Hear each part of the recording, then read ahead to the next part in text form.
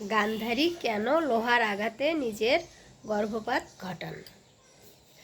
মহারাজ ধৃতরাষ্ট্রের স্ত্রী মহারানী গান্ধারী পরম ভক্তিভরে সেবা করে ব্যাসদেবকে তুষ্ট করলে তিনি গান্ধারীকে বর চাইতে বলেন।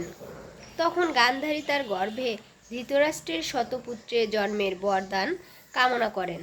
ব্যাসদেব বলেন, তাই হবে, স্বামীর মতোই মহা বলবান শতপুত্রের জননী হবে তুমি।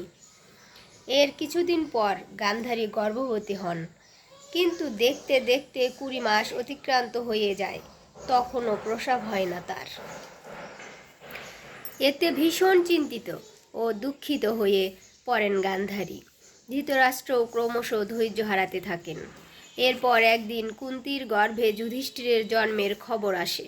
সে সংবাদ শুনে অত্যন্ত ঈর্ষান্বিত হয়ে পড়েন গান্ধারী, কারণ বংশের জ্যৈষ্ঠ পুত্রের জন্ম না দিতে পেরে রাগে দুঃখে ফেটে পড়েন তিনি। প্রচণ্ড রাগে এবং দুঃখে স্বামীকে না জানিয়েই তিনি স্থির করেন নিজের গর্ভপাত বিনাশ করবেন তিনি।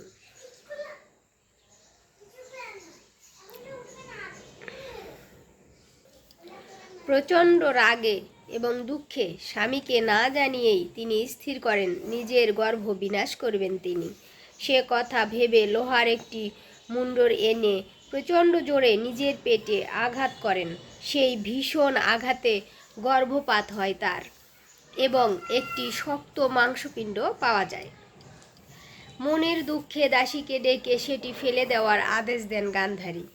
তখন ব্যাসদেব এসে উপস্থিত হন এবং গান্ধারীকে তার কর্মের জন্য ভৎসনা করেন। এরপর সেই মাংসপিণ্ডটিকে শীতল জলে ডুবিয়ে নরম করে 100টি ছোট ছোট টুকরোয় ভাগ করেন ব্যাসদেব। গান্ধারীর মনে একটি কন্যা সন্তানের ইচ্ছা থাকায় ভাগ করার সময় 101টি টুকরো পাওয়া যায়।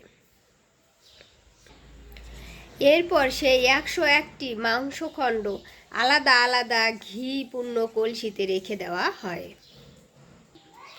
পরে সেই কলসিগুলি থেকেই একে একে গান্ধারী শতপুত্র এবং শেষে একটি কন্যা সন্তানের জন্ম হয়।